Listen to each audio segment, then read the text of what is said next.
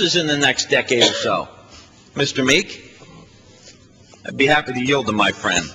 Well, you know, Mr. Ryan, it's just been it's truly a pleasure, sir, watching you share, not only with the members, Mr. Speaker, but also with the American people, and we wonder how we got to where we are now. Ms. Wasserman-Schultz, I'm just wondering, how did we get to where we are now? Mr. Speaker, I think we've gotten there because of this rubber stamp that's here. It's not my rubber stamp, it's the Republican Congress rubber stamp.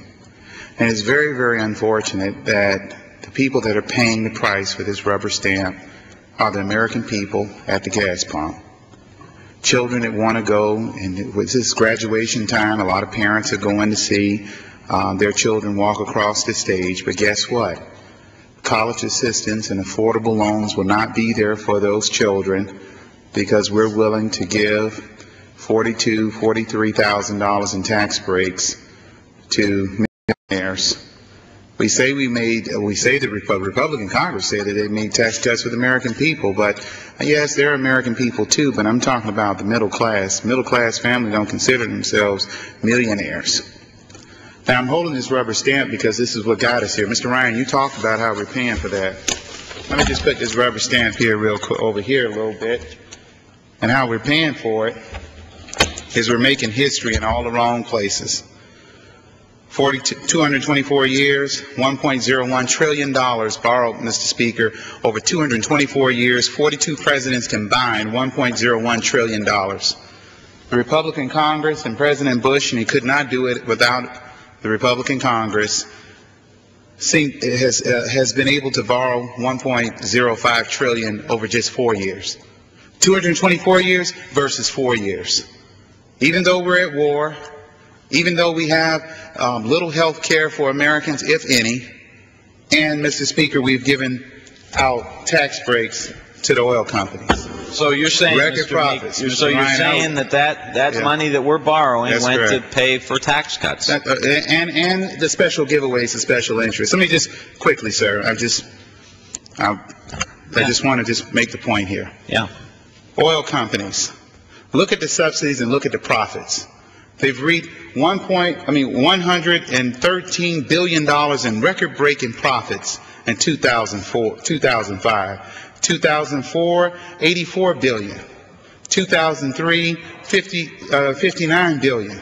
2002, $34 billion. It's coincidental, Mr. Speaker, that after the meeting at the White House with the oil companies that was uncovered, after they denied all of this, that they were a part of the working group, their profit level went up.